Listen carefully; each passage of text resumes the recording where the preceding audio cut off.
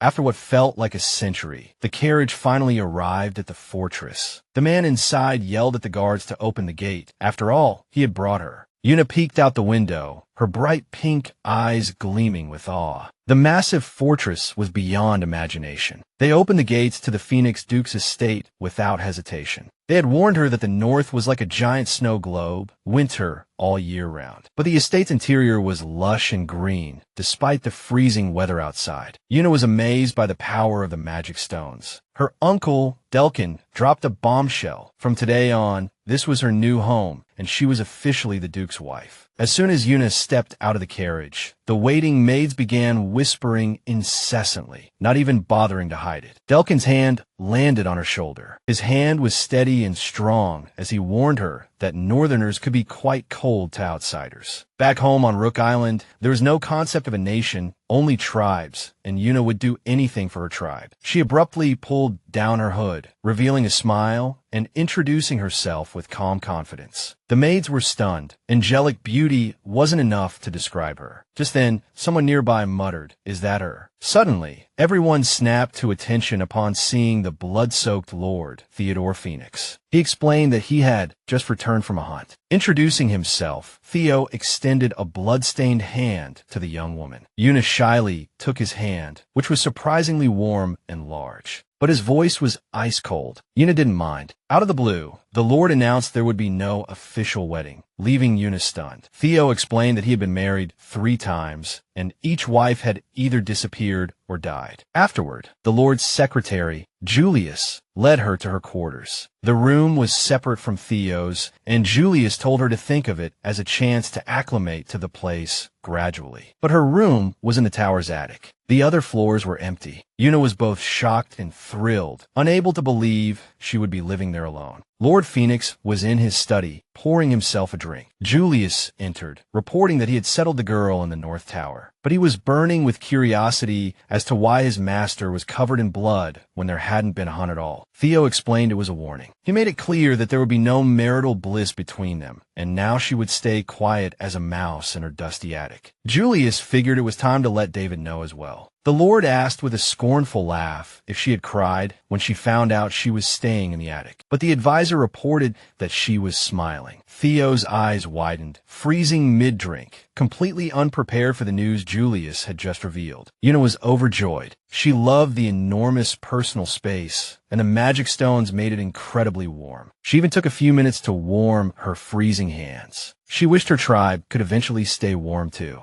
Yuna reminisced about the good old days. Her father had been furious. How can you marry someone you've never met? But the island was turning frigid. Their people had never experienced winter. So she had made her decision long ago. Loki used to have all 4 seasons, but when the island was suddenly hit with a deadly frost, everyone panicked. It wasn't until now that magic stones were needed. The Emperor offered a large supply of magic stones in exchange for her marrying the Duke, becoming the last hope for the people of Loki. But her father was dead set against it. Yuna was his only heir. Yuna believed that protecting her people was the first duty of an heir. Whenever she reminded herself that she could handle it, she would think of Uncle Delkin supporting her, and Lord Ellis's secretary, Julius, seemed decent enough too. Then she suddenly realized those were the hands of a hunter. In Loki, hunters were the most respected class. Plus, Yuna had to stay in the attic for a whole year. But hey, she was actually excited. It was a chance to get to know her husband, and she had a hunch they would get along. She was so happy that she accidentally bumped into the magic stones. They started to fall, and she panicked, trying to catch them before they hit the floor. But she pushed too hard and crashed into the door, which swung open. Yuna tumbled to the ground, realizing this must be a secret passage she hadn't noticed at all. It kind of hurt. A voice suddenly asked her what she was doing there. Yuna froze when she saw her husband standing right in front of her, now in clean clothes, staring at her in surprise. For a second or two, Theo was speechless. Yuna tried to explain that she was just trying to catch a stone. But Theo couldn't understand Yuna at all because she should be hiding in the attic crying her eyes out right now. However, she decided to reintroduce herself. She said she sincerely hoped they would get along. For some reason, the Duke suddenly saw his new wife's face in a whole new light and couldn't tear his gaze away. He didn't understand why he hadn't looked at her properly when they first met, but he immediately caught the scent of flowers. Theo guessed it might be the perfume of this beautiful girl and immediately began to examine her carefully. She was petite and graceful. Her eyelashes looked like bird feathers, and her eyes resembled two precious gems. Then Theo found himself having some strange thoughts. He immediately admonished himself to calm down. Theo couldn't afford to develop any feelings for her. Weakness was a luxury he couldn't afford. He couldn't allow himself to fall in love with this girl. So he had to become colder, tougher. He was ready to scold her and send her back to the attic. He was about to do just that, but when he noticed Yuna shivering from the cold, he immediately forgot all his prepared words. Instead, Theo asked her why she was dressed so lightly. It was then that he realized his mistake. The messenger of the goddess Daphne was the only soul on this planet, worthy of her divine power, but in reality, she was just a myth. Well, that's what everyone thought until someone found a way to steal her power. 2 months ago, the Phoenix Duke asked his trusted advisor, was it pure luck that this letter fell into his hands? The letter mentioned a saintess with a red mark, destined to be sacrificed in a year. To seize the saintess's power, you needed to possess that mark. Theo was the only one in the royal family who hadn't yet received the mark. For the royal family, marriage was a sacred union of souls, and the mark you received could only be obtained once, exactly a year after the wedding. The mark would stay with you forever, so you had to choose your partner carefully. However, every past spouse of this lord had either run away or died. They eliminated the Duke's third bridal candidate, and finally, the final preparations for obtaining the mark were complete. It should be clarified that it was the Emperor who got rid of them all. The Duke was the nephew of the Biao Emperor on his mother's side. They called him the War Demon, a beast who lost his mind on the battlefield and plunged everyone around him into utter terror. At the age of 15, Theo buried his mother and first set foot on the battlefield. Since then, fear had become a luxury he couldn't afford. If he showed even a second of weakness, he would fall, and the entire North and its people would perish along with him, alongside his enemies. Theo buried his emotions, but this backfired, and his own people began to shun him. Every wife of this man either fled for her life from a life with a monster or eventually died anyway. Theo felt nothing. He simply let time pass, day after day, month after month. The advisor said they really needed a plan because the emperor couldn't just do as he pleased. So Theo decided to marry her.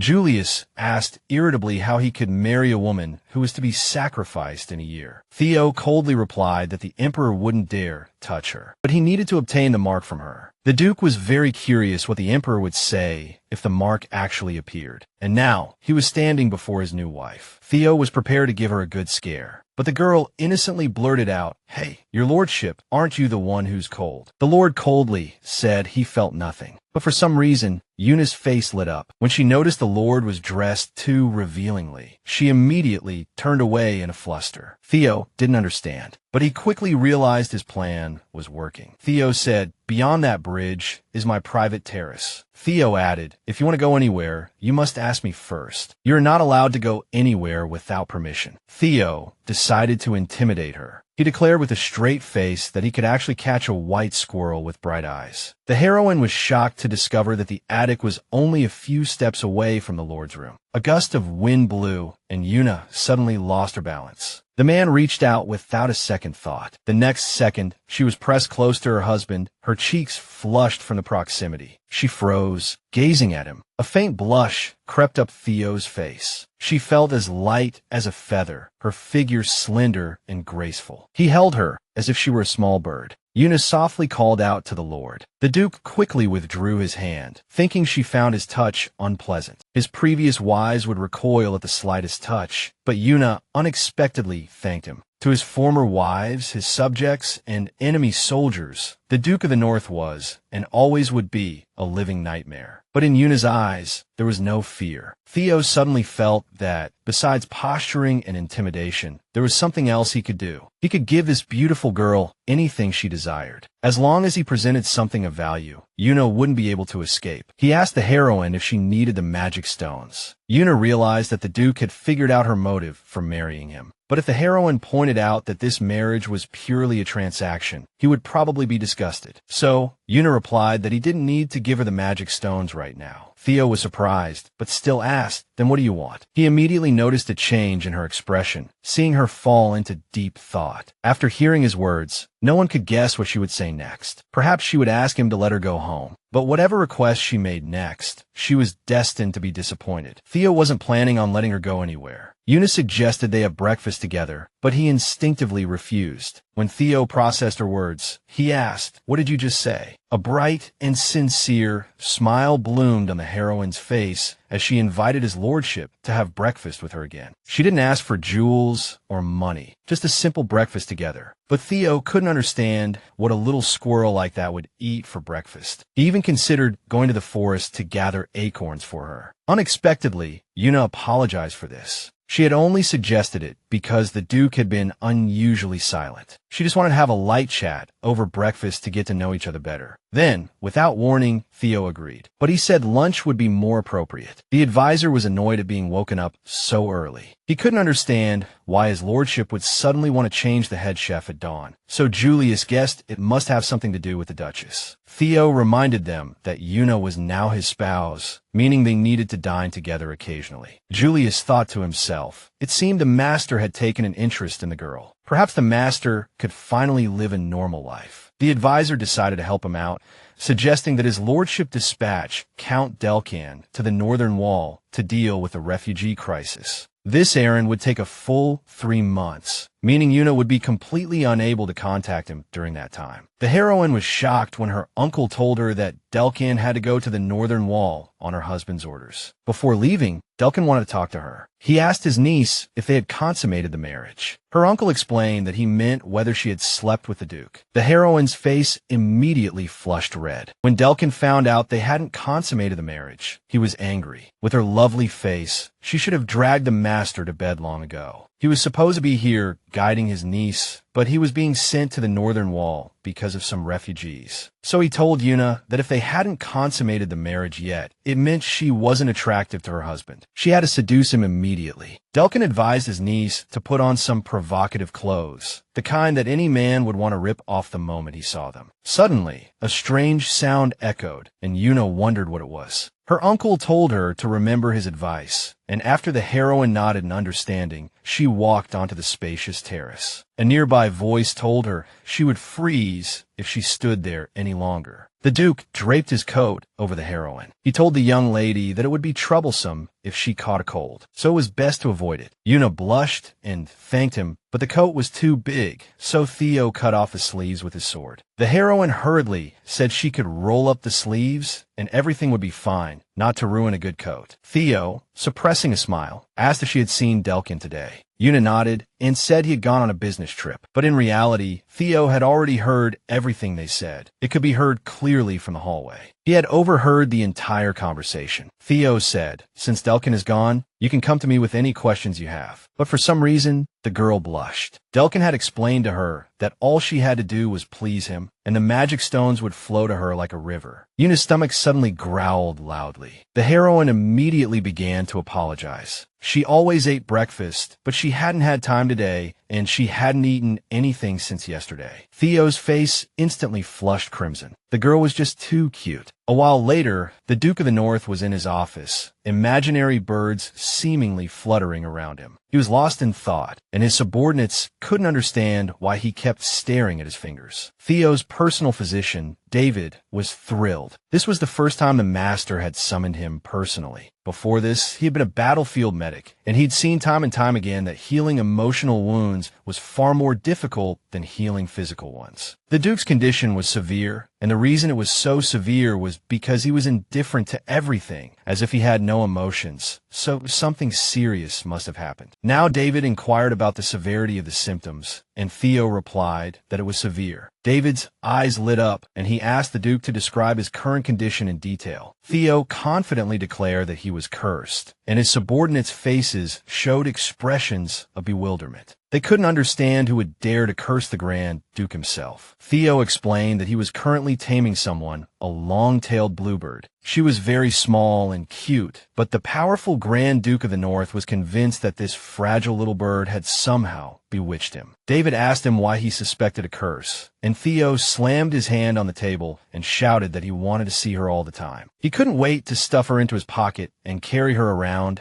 so he could admire her otherworldly beauty all the time. Silence fell over the room. David hadn't expected to hear a story about a bluebird, but it was noteworthy that his lordship had shown emotion for the first time in a long while, so this was a definite improvement. David firmly declared that he was indeed cursed. Under normal circumstances, he would prescribe a special magic antidote to lift all magical effects. But first, they needed to show the bluebird to someone else. If the bird was cursed, then the bewitching magic would affect others as well. If the Grand Duke realized that this emotion wasn't caused by magic, it would be easier for him to acknowledge the change in his personality. Theo told David that this was the first truly useful suggestion he had made. The physician, pleased to have received some praise, left the room, and the advisor immediately asked his master if he was really sure Yuna was using magic. If so, Julius should also be exhibiting symptoms, but they would find out the truth when they actually took David's advice. Hunting day was approaching, and all those damned rich people would gather, which was a perfect opportunity to show off the Grand Duchess of the North. Julius was fully responsible for organizing everything. Theo also wanted to make sure Yuna stayed warm. The advisor suddenly felt nervous and quickly assured his master that he would take care of it. A few days later, Julius took Yuna out. He immediately noticed her red hands from the cold and offered her gloves. They were almost at the hunting lodge, where the nobles gathered every month to hunt with the Grand Duke. Today was the first hunt of the season. Yuna was still clueless about all the local etiquette rules. The advisor mentioned that the river hadn't completely frozen over yet, and once it did, they could ice skate on it. But Yuna didn't know what that was, so Julius promised to buy her a pair. They approached the lodge, and the advisor opened the door for the girl. Upon entering, Yuna immediately saw several people. One of them rushed up to her, gushing about how beautiful she was, saying the servants hadn't exaggerated. The Grand Duke would probably be ecstatic. Julius warned the nobles to mind their manners. But they didn't realize they'd messed up because the girl was indeed captivating, so their comments weren't entirely inappropriate. They knew she had been sold in exchange for magic stones, so they began offering her their own magic stones. Yuna clenched her fists. These words stung her like needles at this moment. Julius snapped, "What nonsense are you talking about?" The Grand Duke glared. "What's going on here?" Seeing the Grand Duke of the North's furious face on the second floor, the nobles panicked, stammering and asking how long he had been standing there. Theo roared at Julius to bring the girl upstairs. A flustered noble suggested the Grand Duke go hunting, but the Grand Duke coldly refused. Then he grabbed the scoundrel by the collar, lifting him single-handedly. Theo told him he wouldn't be leaving here unscathed. The Grand Duke grabbed the noble's hand and asked if he really had hoarded that many magic stones, more than the Grand Duke of the North himself. Then he threw the poor fellow to the ground. Theo coldly ordered him to listen up. Now,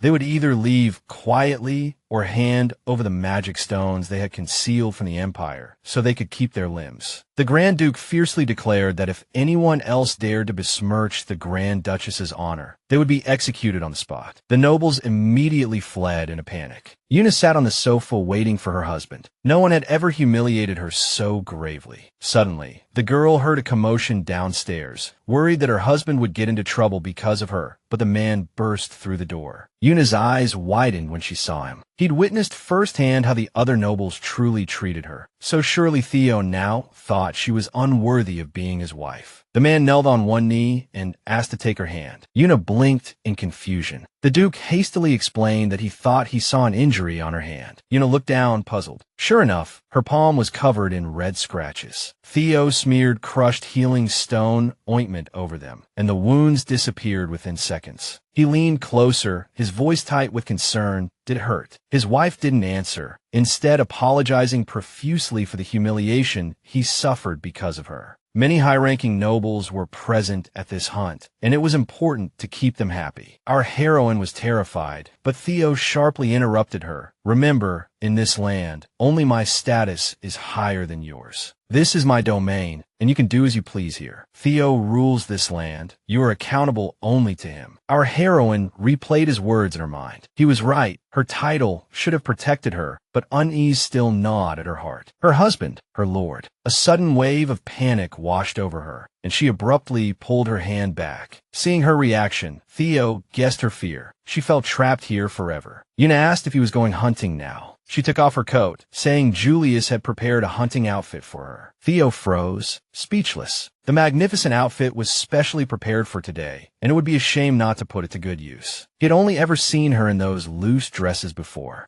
In that moment, she was like a breath of fresh air to Theo. The Duke, realizing what he was thinking, slapped himself and told himself to pull himself together. Yuna asked if she looked strange. Theo shook his head and asked if she had ever hunted before. She nodded excitedly, saying she even knew how to use a slingshot, but had never caught anything with it. She herself looked like an adorable little animal. Theo extended his hand and said, "How about a walk in the woods?" The heroine took his hand and, with a warm smile, said to the Duke, "That's a wonderful idea." And so they did. There were many flowers, but they didn't have any scent. This was because they were cultivated with magic stones, so the flowers were artificial and scentless. Yuna suggested they walk in another direction. Our hero found the scent of her hair pleasant. As the young girl marveled at the other flowers, Theo found himself thinking that it was actually a good thing these flowers had no scent. Whether or not they were enchanted didn't matter. The Duchess was simply that beautiful. That was all. Suddenly, the girl told his lordship that they could ice skate here, even though she had no idea what ice skating was. Theo explained that it was boots with blades attached, but he worried that Yuna wasn't used to the harsh climate here. The heroine, with an enthusiastic smile, asked if he could teach her how to ice skate and sled. When the time was right, if she wanted to learn, he would certainly teach her. Unexpectedly, Theo noticed her hands, red from the cold. He cursed himself inwardly for not having at least brought her a coat or something warm. Yuna pulled gloves from her pocket, explaining that Julius had given them to her. The gloves were a bit big, but her hands were indeed warm. The heroine began to talk about how kind and thoughtful Julius was to her. Theo immediately frowned. Could this be the same Julius who had kicked more than one lord out of the council? This guy, in order to win wars, would stop at nothing, always ready to use the most cunning and dirtiest tactics. Julius also kept bothering Theo with his preaching, and somehow, Yuna still thought he was kind and considerate. Julius suddenly felt a chill run down his spine, his whole body trembling, a sense of unease washing over him. But he figured it was just a draft. Theo realized that it was all because of the gift. Our hero also decided to give her something so that she would also think he was kind and considerate. But there was no suitable gift, and the man kept scratching his head, trying to figure out what to give her. He was sure there had to be something just right. Theo spotted a red box nearby and, opening it, found a pair of earrings with large rubies. Just then, Julius walked into the office. He said he had dealt with the lords who had been outstanding during the hunt. Noticing the lord's sharp gaze, the advisor asked if there was a problem. But the Duke of the North replied that he had no doubt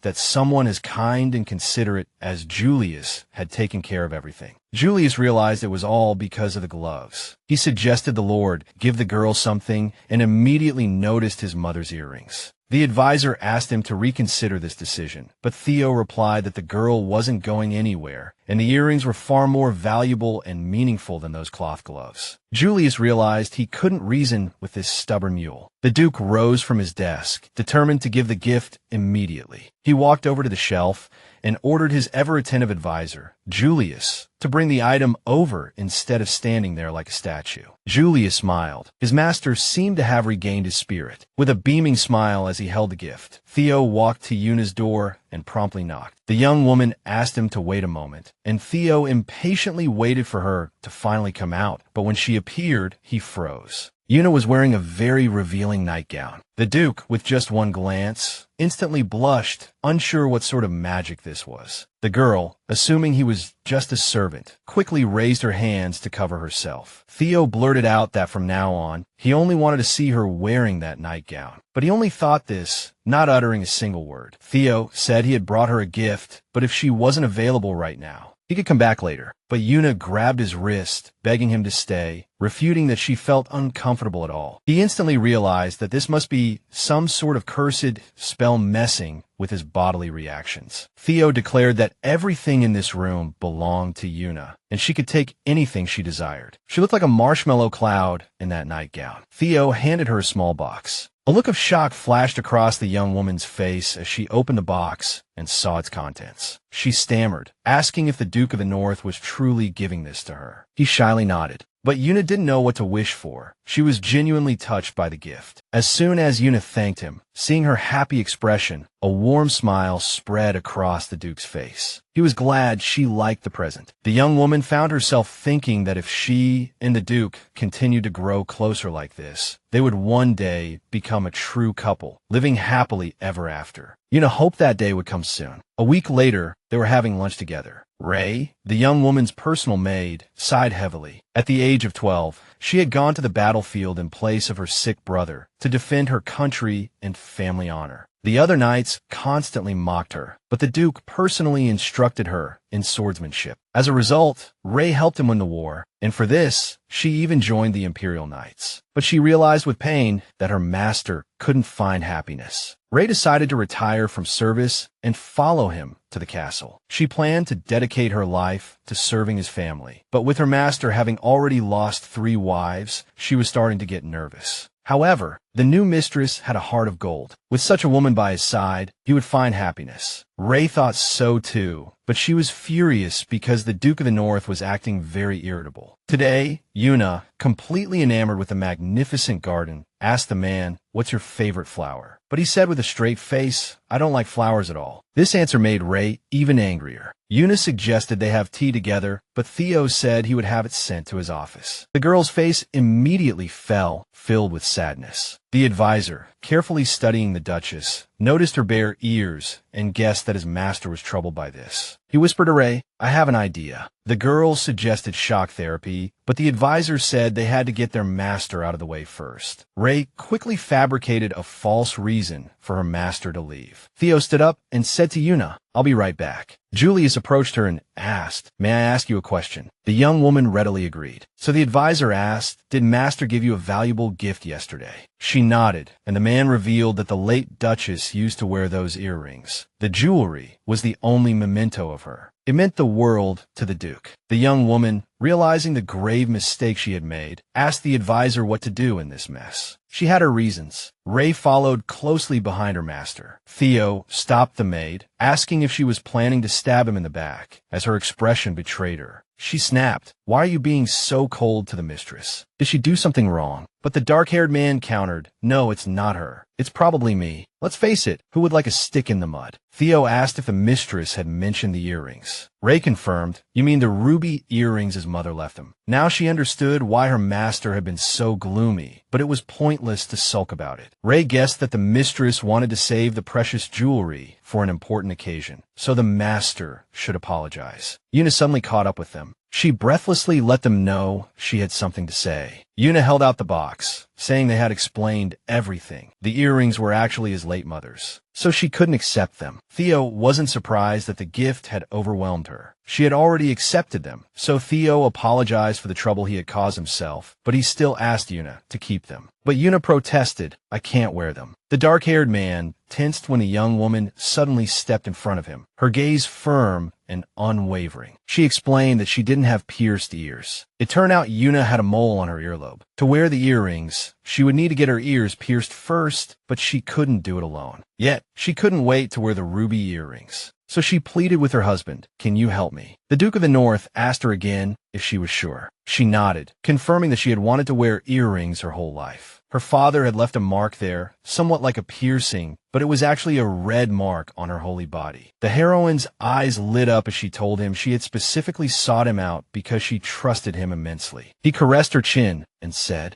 "Let's begin." Theo leaned in so close that Yuna blushed. It will hurt a bit, but the hero promised to be quick. Yuna just needed to hold still. He brought the needle to her ear, and the heroine squeezed her eyes shut as the pain hit. Blood welled up, and Theo froze, his voice filled with concern. "Are you all right?" He abruptly stood up, ready to call for a physician, but Yuna laughed. "There's another ear. I can do it myself." Theo shook his head. "No, I'll do it." After a while, everything was ready. She put on the earrings and turned to his lordship, her eyes sparkling. He caught his breath at the sight. Beautiful. Then his eyes widened, and he immediately remembered his mother. The young man also remembered the intense emotions he had felt back then, but that was a long time ago. Ignoring the falling snow, he tried to call out to his mother, but she collapsed in the endless white. Earlier, Karen Rouse had promised her son that she would return soon, so the defense of the territory was temporarily entrusted to him. She was more of a knight than a ruler, but she died in service to the Empire during a mission. The great woman had dedicated her life to taming the North and ultimately gave her life for the duchy. Theo had to make sure her death wasn't in vain. To protect her legacy, he had to become stronger. Time passed, and at some point,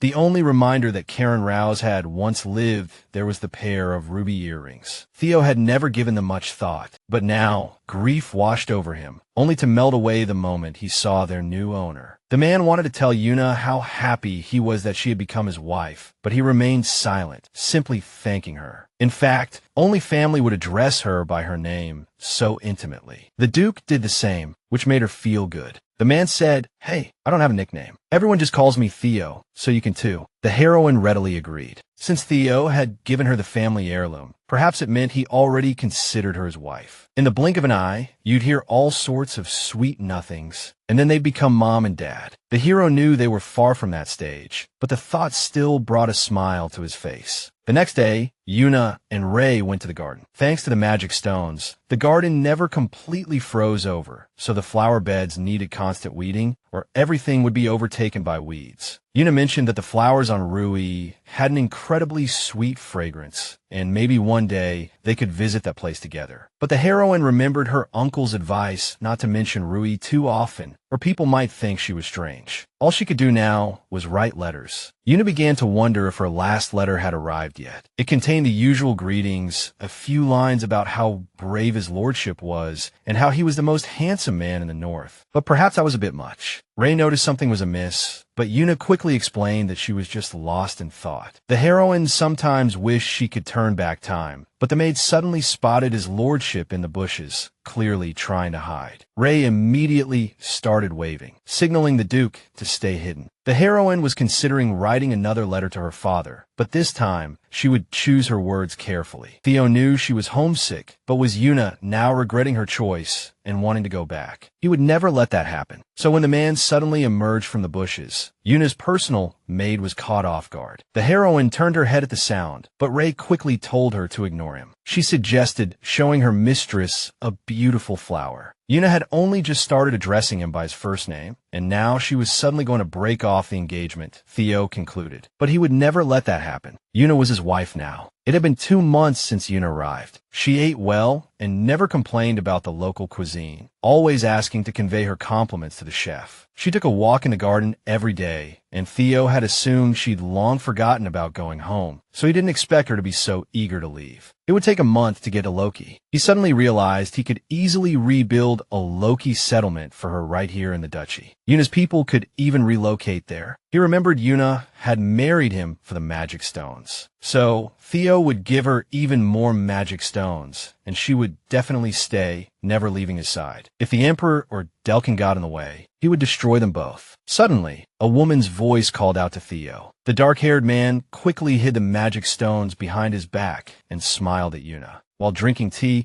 he asked her if the climb up the mountain had been too tiring, but Yuna replied that it was nothing at all. She just didn't want to bother him with her own matters while he was dealing with important affairs, and she was willing to make any sacrifice for that. Theo's face flushed instantly. The girl held out her hands, asking him to look. The man immediately noticed the Duchess's elegant, white, and incredibly soft hands. Yuna said she had found this in the garden and asked him to smell it. Theo agreed. Yuna felt the man's lips hovering over her hand, startlingly close. His breath brushed against her fingertips. Theo said that this plant could be used to make medicinal soups for the sick. These petals grew in the valley near Yuna's home in Lochi, so she was overjoyed to find them in the Duke's garden. Her father always picked these flowers to make medicine when she had a cold. At the thought of home, Yuna's eyes lit up. So the man planned to give her a mountain of magic stones tomorrow, and Yuna suddenly asked him if he would mind her going there. Theo asked if she was serious, and she said she just needed some tools for drying. Yuna suggested they go together.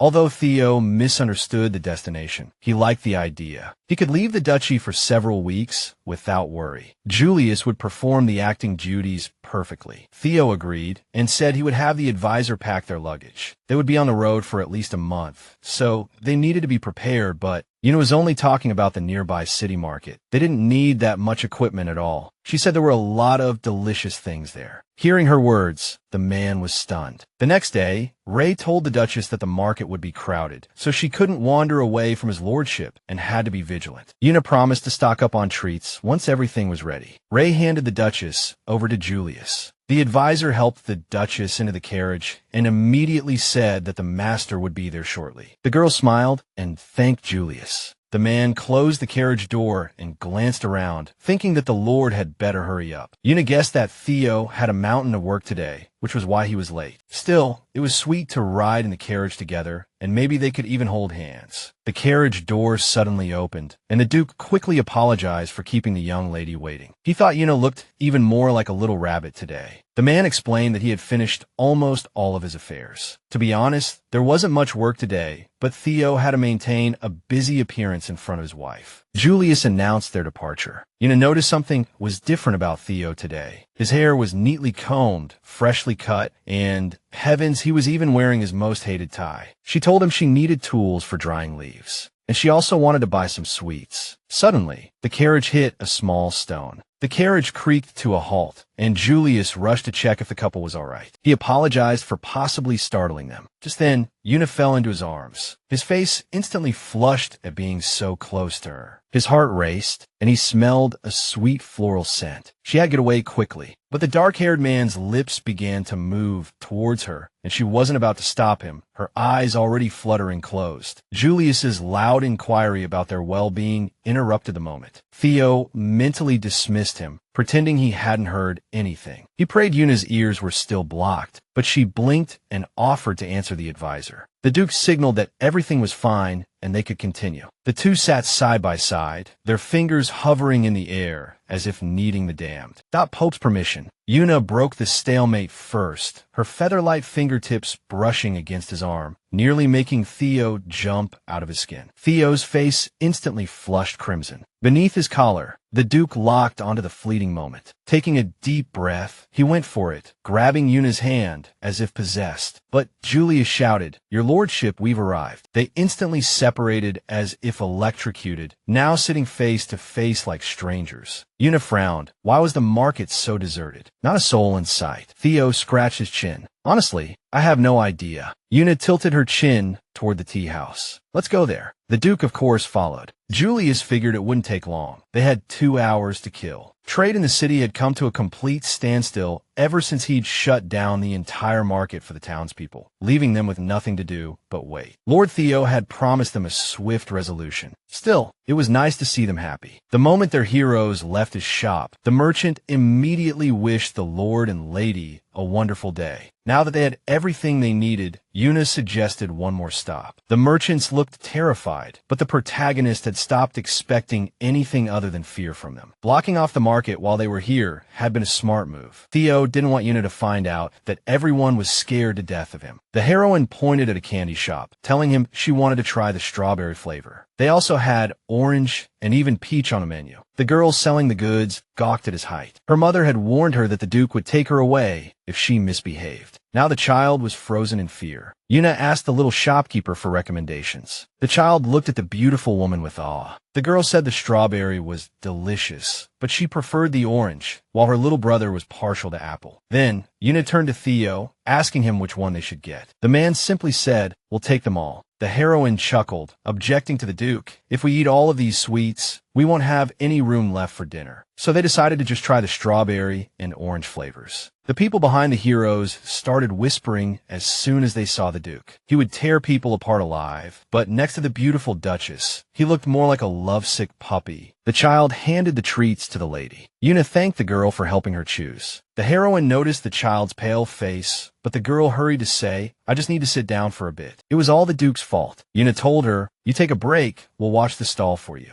The child gave a thumbs up, saying, "Be right back." The heroine's smile never left her face, but as soon as the girl ran off, she confessed to the man beside her that she felt uneasy. The place was completely dead today, the shops empty, devoid of everything. Now, Theo felt guilty. He didn't want Yuna to be unhappy, so he signaled his advisor to open the gates immediately. It only took a minute for the market to become crowded. Yuna prayed that someone would come buy some candied fruit. A child spotted the candy stall and pestered his dad to buy some, but the man froze as soon as he saw the Duke. As soon as the child ran to the stall, Yuna offered him a sample. The boy's father nervously asked for a peach-flavored one, and the heroine quickly grabbed one, thanking him for his patronage. Theo wished him a good day. Time flew by, and the day was soon over. Everything went well, except the heroine kept wondering why the townspeople were so afraid of the Duke. He was so kind. Yuna decided to loosen up a bit, so she offered Theo a candied strawberry to try. Her hand brushed against his as she exclaimed, "This candied strawberry is really good." Theo froze. The heroine leaned in closer, and he finally tried the candied strawberry. Well, he didn't like it, but since Yuna had given it to him, it didn't matter. She suggested they visit the market again next time, and Theo had no complaints. Night fell, and the Duke stood by the window in his office, reminiscing about the day. Yuna was the first person to hold his hand. He couldn't believe she liked him back. Overjoyed by their first hand-holding, Theo took out the expensive wine he'd been saving for a grand occasion. Julius walked in to report that they had bought all the goods the merchants hadn't been able to sell before sunset. The people were grateful for the Duke's gesture. Rumors spread that the Duke himself was behind all. Then, Julius presented a report on Delcan. He'd been getting close to the high priest of the Daphne Temple. Theo delved into the report. It looked suspicious, and Julius confirmed his suspicions. The meeting had taken place in the Eye of the Storm. The main temple of the goddess Daphne was located right in the center of the Eye of the Storm, atop a mountain that had been ravaged by violent winds since ancient times. Only chosen priests could enter. Those who left the temple lost all memory of their time there. Delcan had contacted a priest, inquiring about the saintess. The high priest had said that the Duchess was the saintess. The saintess, bathed in the goddess's light, is as pure as snow and as radiant as the midday sun. When she reveals her true face, she will be recognized by the red mark beside her ear. At that time, everyone around her will clearly see her mission. Her Highness received that mark after her coming-of-age ceremony, and after that, the seasons of Rook Island began to change. They discovered a stone inscribed with Rook Island's writing near the Eye of the Storm, but even Delcan couldn't piece together all the details. Her Highness didn't notice any stone when she rushed to save her mother. Julius said he would start by contacting the locals of Rook Island. Theo doesn't understand why all the clues point to the Eye of the Storm. The Duke's advisor climbed the spiral staircase, wearily asking his younger sister, Millen, who was following him, to wait a moment. She stopped and asked if he was exhausted. Julius reminded her that he was a civil officer with mountains of paperwork. Millen called him a weakling and then asked about the Duchess, what kind of person she was. Julius said she was a good person and the Duke took great care of her. Millen heard they even went into town together recently for a romantic date. But Julius just told her to stop talking nonsense and knocked on her Highness's door. The Duke's advisor told the Duchess he had brought a new maid, and she immediately let them in. Ray was carefully combing her hair. The Duchess welcomed the new girl. Millen quickly introduced herself to her Highness and promised to diligently fulfill her duties. Yuna thanked her for her future service. Honestly, Millen was a little angry with her brother for not even hinting that the Duchess was an absolute beauty. It was Millen's first day on the job. Ray said she had to go back to her training duties. Millen offered to take over combing Yuna's hair. She told the Duchess she looked absolutely beautiful today, especially her hair, magical like the first snow, though Yuna might have heard that countless times already. Then Millen suggested the Duchess go for a walk with the Duke. There's a saying about the snow. If you see the first snow with your loved one, your love will be eternal. It's beautiful and incredibly romantic. A smile touched the Duchess's lips. She really wanted to be with the Duke like a real married couple, and this young girl believed it was entirely possible. While walking, Yuna asked how the people of the Phoenix Duchy spent their free time. Perhaps they had festivals or markets. The Duke often left the fortress for work in other duchies, and Yuna really wanted to go with him and see those places. Hearing this, Millen wanted to share everything she knew.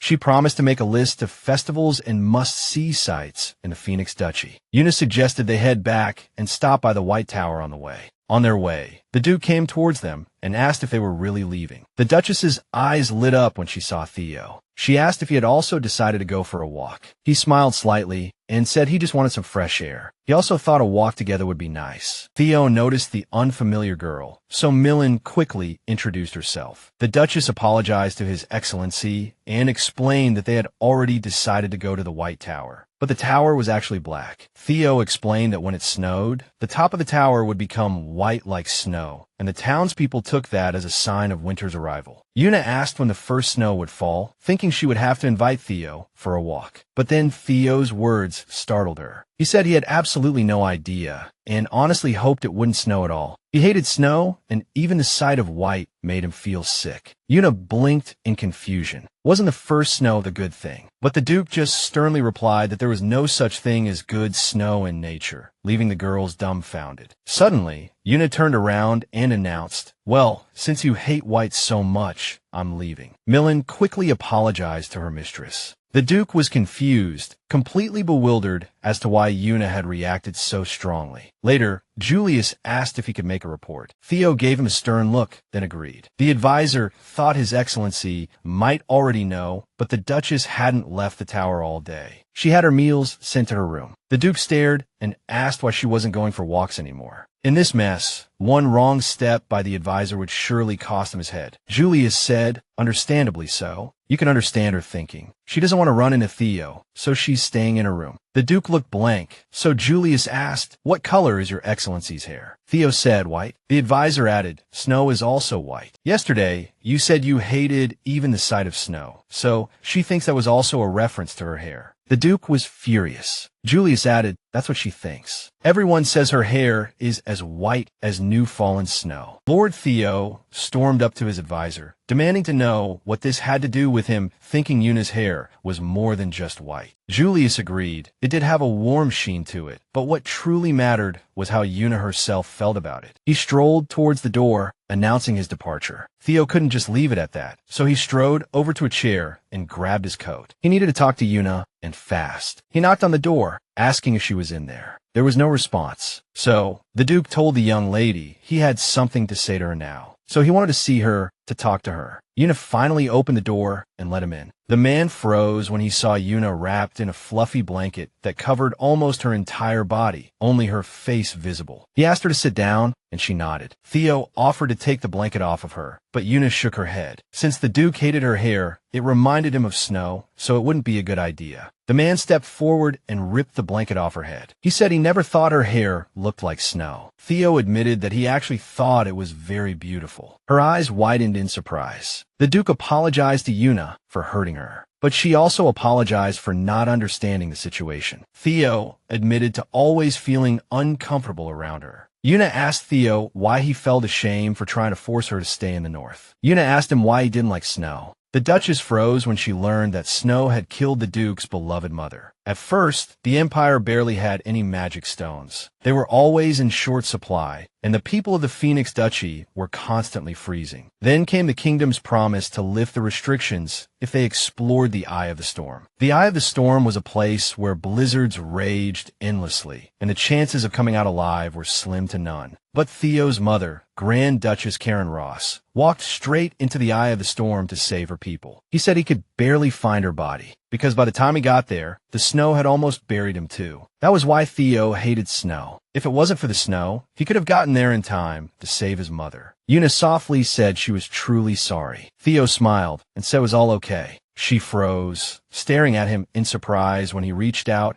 and gently brushed his fingers against the earrings on her ear. Wearing those earrings was her comfort. Then Theo stood up and told the girl to get some rest. Yuna suddenly asked him if he had been drinking again today. The Duke froze on the spot. The secret was that Yuna had been peeking at him through the crack in the door. The Duchess offered to have a drink with him. The Duke was shocked by her offer. Theo looked so sad when he told his story. No wonder the Duchess wanted to cheer him up. Alcohol always lifted his spirits, giving him the courage to do things he wouldn't normally do. Some images started to flood Theo's mind. He quickly shook those thoughts away and asked her, "Have you ever had alcohol before?" Yuna nodded, saying she had a glass of wine while sailing on a ship. Theo did need a little extra courage tonight, so he agreed to the girl's offer. He hoped he hadn't taken too long picking out the wine. He saw himself in the reflection of the window and realized he was starting to lose his shape, so he'd have to hit the gym tomorrow. He walked into the room and immediately apologized for the wait. But Yuna had fallen asleep. She had spent all day cleaning the tower. He didn't mind her taking a nap, so he decided to watch her sleep and then lay down beside her. Yuna was beautiful, even in her sleep. Suddenly, Theo noticed a strand of hair slip into her mouth. Just a small strand, so he reached out to brush it away. It was no big deal. Yuna suddenly rolled over towards him, and now her lips were very close to his. His face instantly flushed crimson. Her breathing was already making it impossible for him to stay composed. He was about to pull away when Yuna suddenly snuggled up against his leg. No one had ever made him feel so flustered like this since the day he was born. A few minutes later, the Duchess slowly opened her eyes, still a bit hazy about what had happened. She realized she had taken a nap. Then Yuna realized what had happened, her eyes going wide. The Duchess started apologizing to Theo, explaining that she hadn't even noticed she had fallen asleep. Theo just said that everything was perfectly fine. He suggested they try the wine, but just then, Millen walked in, greeting His Highness, not immediately noticing the Duke. It wasn't until then that she noticed the Lord's stern expression. Millen immediately blushed and apologized. Yuna felt disoriented. She thought only a short time had passed, but the sky was already bright. Theo stood up and suggested postponing the wine tasting until next time. Yuna took his hand and suggested they have dinner together that evening and open the wine then, as she felt obligated to at least try what Theo had chosen. Millen apologized to the Duchess again, but Yuna simply said she needn't worry. An idea struck Yuna, and she asked her maid what kind of person the Lord's mother was. The girl said Karen Rose was a great woman. The Lord had done everything in his power to bring her home. He rode alone into the heart of the storm, and the situation became chaotic. Everyone thought he wouldn't return. Fortunately, the knights found him in time and brought him back to the castle. But after that, the Lord yearned for the battlefield. Yuna thought that if Theo had experienced something like that, she would hate the snow too. Now, she decided to repay the man's kindness. She appeared in a beautiful dress. Yuna asked the Duke if she could sit beside him, and the dark-haired man readily agreed. During dinner, Yuna told him about her day, how she had cleaned the entire bottom floor of the tower. Although it wasn't the Duchess's duty, Yuna felt it was important and told the man that their room would be there, without windows, and it would feel very cozy. An image flashed through his mind, and his face flushed crimson. He quickly recovered, suddenly realizing Yuna was much braver than he had initially thought. The girl blurted out that there was a place to hide from the snow, because now she hated it too. So, when the first snow fell, they could sneak away there and avoid being trapped in a room. They could move freely within the tower. Unexpectedly, Yuna asked the man in a sad tone if the snow made him feel depressed. She didn't want him to be alone during those times.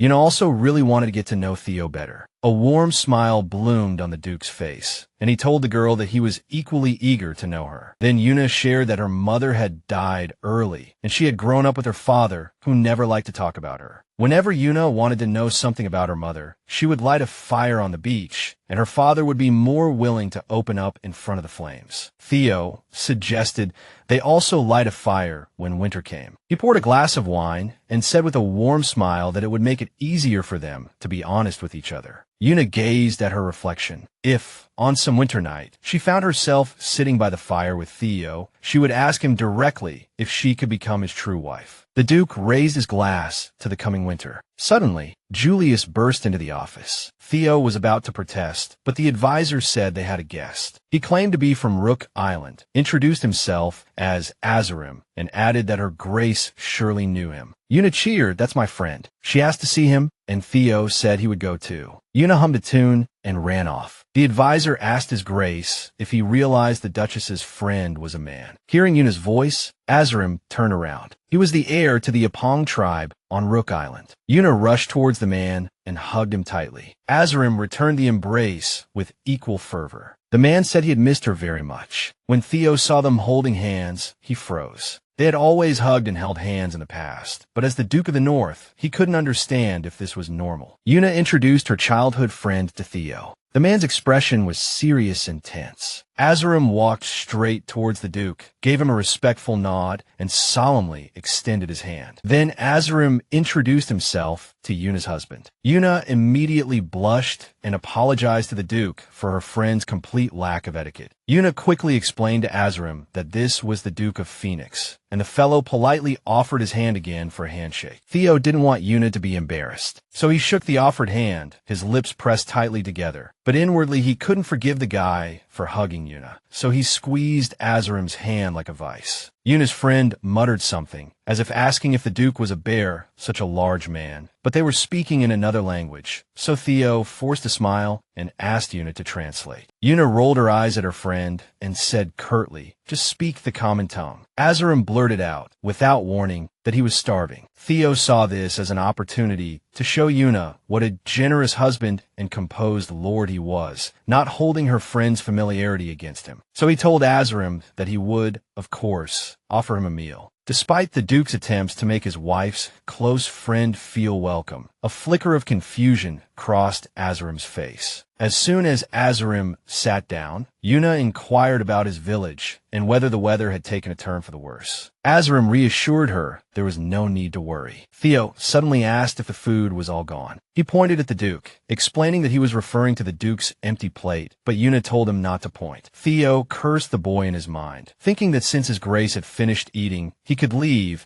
as Azarim and his childhood sweetheart had much to discuss. But the Duke irritably refused to leave, ordering Julius to bring more food. The Duke wasn't about to let them be alone, so he would continue eating until dinner was over. Yuna explained that Theo simply had a large appetite. She told him how much she had missed everyone during this time. Her friend smiled warmly, saying he had missed her terribly and that she had been on his mind all day. Azarim regretted letting her leave in the first place. The Duke clenched his fork in anger, but Yuna declared that she was doing well here. She had already made 2 friends, Ray and Millen, and the Duke's secretary, Julius, was always helpful, and Theo was very kind to her as well. Words couldn't express Yuna's gratitude. Theo said there was no need for thanks, that it was only natural, and if she needed anything, he would do it for her. Azarim said he was glad to hear his grace was treating Yuna well. The Duke realized this visit had an ulterior motive. Her friend explained that if it weren't for the Northern Lord, the young lady would have married him. A marriage between heirs was only natural. Theo retorted that in their language, that was bullshit. The term was used to describe pure nonsense. Yuna frowned angrily, asking her childhood friend why he would bring this up at the dinner table. She didn't know what had gotten into him. Azarim apologized, explaining that he just wanted to see how he would react. He explained to his beloved in another language that it was all a test of his true feelings. Yuna wanted to be a good wife to Theo, but the current situation was incredibly awkward. Azarim lowered his gaze and apologized, saying the joke had gone too far. He thanked them for taking care of Yuna, while the irritated Duke retorted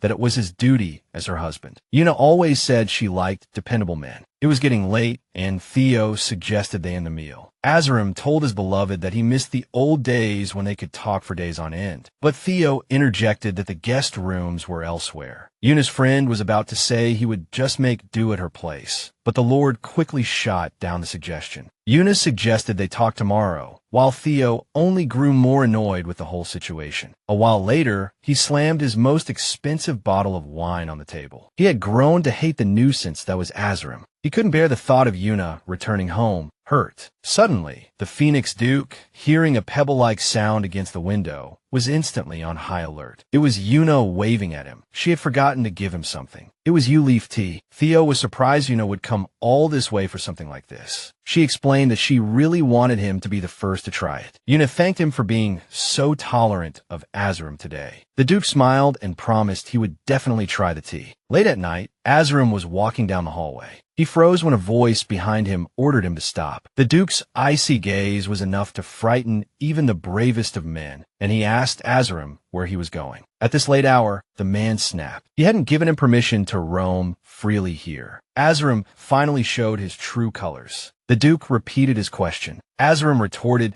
that he couldn't sleep and needed to see Yuna now. Theo's voice turned cold. "When are you planning to go home?" Azarim shrugged. "I was just going to see Yuna and then leave the continent directly. But I understand now. I need to stay a little longer. The Duke reminded him that an heir couldn't leave his territory for so long. Azarim said he had become the heir specifically to marry Yuna. He couldn't bear the thought of his girl ending up with someone like the Northern Duke, who only knew brute force. Azarim was furious that Theo was the one who started it all, exchanging his wife for a magic stone. The Duke sneered, reminding him that they had agreed to the deal themselves. But the dark-haired man had been against it from the beginning. The Delkin had always been an eyesore to him. But in the end, it was Azarim who let Yuna go, so he had no right to complain now. Azarim realized that the Duke was just using their desperation as an excuse to keep Yuna here. Now, Azarim understood why marriage was the primary condition, but the Duke made it clear that he was letting him leave alive solely for Yuna's sake. Azarim shouted that they would meet tomorrow at the training grounds, and Yuna must never find out that Azarim was a heartthrob back in his hometown. Yuna asked Mylin if the Lord seemed like a true nobleman. Mylin was taken aback by the question. Yuna gushed about how strikingly handsome Theo was, with such sharp, aristocratic features, but Mylin knew the Duke from a different perspective. She abruptly asked where Ray was. Yuna replied that she was a bit late today. There were rumors of something big happening at the training grounds today, so she figured Ray was probably there now. The knights surrounded Azarim and started questioning him. The man began boasting about how he took down a bear. Azarim added that he did it with only a dagger. He flirted with the maids, who clearly had a soft spot for knights. He offered to put in a good word for them if they were interested. The Duke coldly asked why they weren't training. Azarim told the Lord that he was late, admitting he was starting to think he wouldn't show up at all. Theo, without a word, tossed a practice sword to his opponent. He told Azarim he should be grateful it wasn't a real one. The knights immediately began whispering amongst themselves. His Highness hadn't sparred with anyone in a long time, and this guy was so arrogant. Azarim took a fighting stance and challenged his opponent. Why so tense? But Theo calmly replied that he was just thinking about how to beat him without crippling him for life. The man gripped the hilt of his sword, truly angered by those words. He thought he'd see how the Duke planned to handle him, and confident he could take him down, charged first, but Theo easily dodged. Then Azarim attacked again, but was blocked. The Duke's eyes widened when the other man smirked, saying Yuna wouldn't be happy here. That heartless guy wasn't right for her. Theo let his guard down, and Azarim landed a blow to his side. He thought it was cruel to keep Yuna locked up in some cold place, but the Duke simply scoffed, "Are you finished, or do you have more to say?" Theo said, "Let's finish this. Teach him a lesson and be done with it." Then he launched the first attack. He said it would be over in 3 moves. Moments later, Azarim crashed to the ground. He was stunned as his wooden sword snapped. Game over. He lost. The Duke said, "That's enough. That's all for today." As Azarim expected, the guy possessed unimaginable strength. He hoped the Lord would offer a hand, but Theo simply turned away indifferently, uninterested. Azarim got up, announcing he was going to see Yuna. Noticing the Duke's annoyed expression, the dark-haired man asked, "You won't stop me, will you?" "Is that so?" Julius barged in, asking if Theo was all right. The advisor was told that his master was at the training grounds and that his opponent got what he deserved. When Julius saw his master's bleeding hand, he panicked, but the Duke calmly told him to relax. Azarim wasn't bad. Those weren't empty words. He was fast and knew how to throw his opponent off balance. The Duke let him land a few blows before finally disarming him. Yuna was too easy for Theo, so the brown-haired kid earned a consolation prize. Azarim's words flashed through the dark-haired man's mind. All the complaining was for nothing. He still wouldn't let Yuna go. If the brown-haired kid wanted to see his beloved, he could go right ahead and see her all he wanted. Azarim froze, realizing the Duke was actually a complete lunatic. Theo was in his office, looking over a document. A sudden, sharp pain shot through his left hand, like a knife slicing through flesh, and he immediately winced. Maybe he really shouldn't have held back and just beaten him half to death. Azarim stormed into the office, yelling that because of him, he couldn't see Yuna, but Theo calmly reminded him of basic etiquette. He scoffed, unconcerned about the dark-haired man's possibly hurt feelings, but he knew that wasn't the real issue.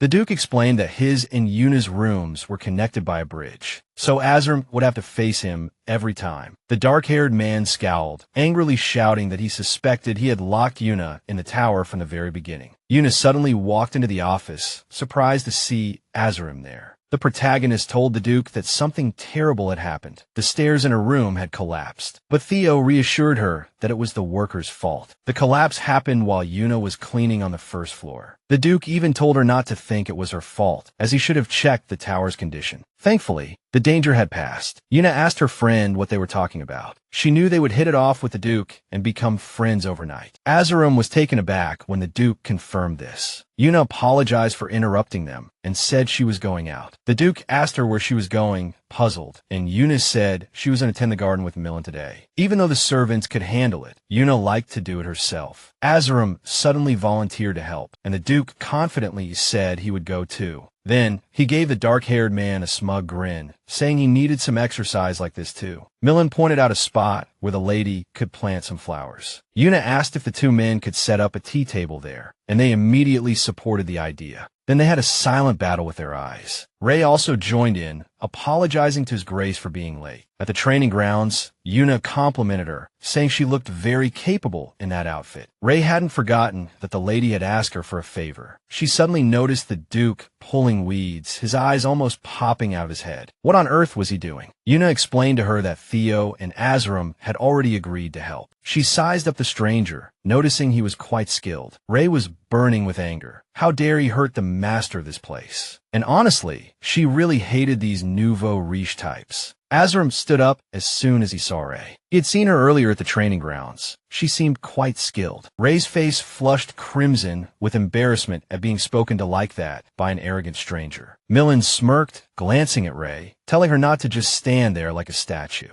She reached for the axe, but Yuna grabbed her wrist. Don't. We have two strong men here. Let them handle it. Ray walked straight towards the two men, pointing at the stumps with her finger. Now dig these out. The area needed to be prepared for planting. So the two men nodded and started working without hesitation. Theo grabbed the axe, and a sharp pain shot through his hand as soon as he touched it. Azurum asked him if he was already having trouble. The Duke told the dark-haired man to give a try, saying he had chopped down at least 100 trees in Rushi. He swung the axe, but a sharp pain immediately shot through his left side, and the axe barely made a dent in the stump. Ray stepped forward and said scornfully, "Let me." With a confident swing, she effortlessly split the thick stump in two. Yuna was impressed by Ray's strength. She told His Grace to give up, but Theo insisted on doing it himself. He had to beat that guy no matter what, so that stump had to split in front of Yuna. He still managed to make a small cut. Theo immediately went into waiting mode, expecting praise from Yuna. But she walked up to him, worried. "Your face is pale, and your hands are cold." Yuna told the maids to clean up later and told Theo to lie down and rest. A blush crept onto the Duke's face. He liked the attention, but Yuna shouldn't have worried. Suddenly, Azurum invited the girl for a walk. Theo was about to join them, but Yuna told him to rest. Yuna promised they would be back soon, and Azurum added that His Grace needed a good rest. Theo immediately grabbed Yuna's hand on the spot, complaining that he felt terrible. The Duke ordered them to be quick. He wanted Yuna to make him his special herbal tea herself. Yuna promised she'd be right back. Then she went out for a walk with her friend. Theo immediately called Ray over. The Lord ordered her to follow them. He wanted to hear every word they said. And Ray didn't seem surprised at all. It was hard to believe Azurum was really here on a friendly visit. So, Theo wanted to know what the dark-haired man was really planning. Despite the cold weather, flowers were blooming everywhere. Yuna asked her childhood friend if he thought it was cool, but it was all thanks to the magic stone. Yuna explained that in winter, even the river would freeze solid. Azurum immediately noticed several spies watching them. He knew very well who was behind it. He apologized for the delay, explaining that he was just admiring the local scenery. Yuna admitted that these walks in nature calmed her. Azurum remembered that Yuna had always loved walks, ever since they were carefree children. Those walks together had meant the world to him, but winter had forced them to say goodbye to those days. Azurum kept telling himself that this was the only way to save the island, but it didn't stop him from feeling resentful. Suddenly, they arrived at a hunting cabin.